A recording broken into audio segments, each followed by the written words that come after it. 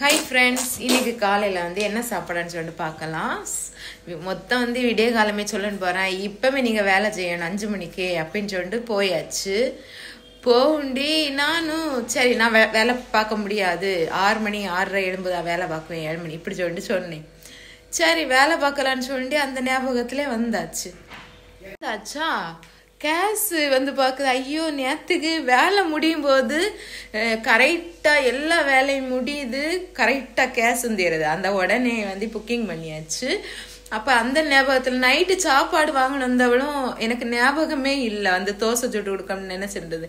இல்லாத ஒரு சாப்பாடு கூட வாங்கி ஓவன்ல அதை வச்சிருக்க பார்த்துச்சு. காலையில் மட்டும் சாப்பாடு கொடுத்துட்டு கேஸ் வரும்போது மதியம் கொண்டு கொடுக்கலாம் அப்படின்னு சொல்லி நினைச்சுட்டு இருந்தேன். இப்போ பார்க்குறது கேஸ் இல்லை. நான் எல்லாத்தையும் எடுத்து வச்சுட்டு இருக்கேன். மிதுண்ட கேக்குதேன், சிக்கன் வைக்கணுமா? சிக்கன் வச்சணுமா? சிக்கனை பொரிச்சு ரசம் இருந்துச்சு, சோறு பொங்க கொடுத்துடலான்னு நினைச்சேன். இந்த மதியம் இல்லது மீன் வேலை பார்க்கணுமா, கனவை வேலை பார்க்கணுமா நீ மிதுண்ட கேக்குதேன். அங்க பார்த்தானா 10 வச்ச வரை கேஸ் இல்லை. ஐயே கேஸ் வரையிலே காலையில இருந்தே இப்படி சொல்லி இப்ப எல்லாத்தையும் உள்ளதான் எடுத்து வச்சணும். எடுத்து வச்சுட்டு இப்ப என்ன செய்யணும் பண்ணி யோசிச்சுட்டே இருக்கேன்.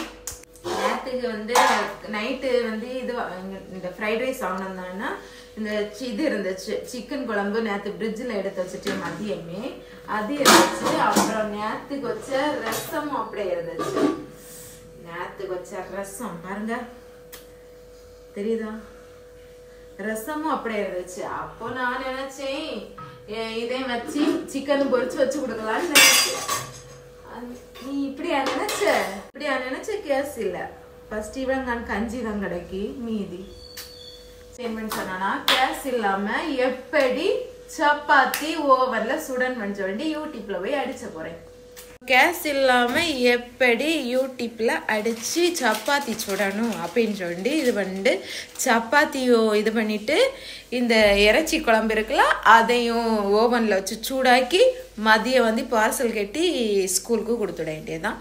இப்ப சப்பாத்திக்கு மாவு வரவலாம் வாங்க.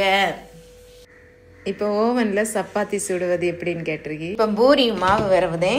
ஓவன்ல சிக்கன் குழம்பு கொதிச்சுட்டு இருக்கி பாருங்க, வச்சு இனியும் பூரி பொரிச்சு எடுப்பேன். பார்த்துட்டு இதே ஸ்கூல்ல வச்சிருக்கோம்.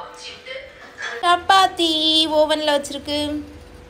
சப்பாத்தி ரெடி ஆயிட்டு சுட போவி கருவாடு கணக்குல சப்பாத்தி சப்பாத்தி மாதிரி இது செம டேஸ்ட் ஆயிருக்கு. இது நமக்கு எதை மாதிரி இருக்குன்னு சொன்னா கொஞ்சம் கட் பண்ணு. இது பூரி மாதிரி தான் இருக்கு.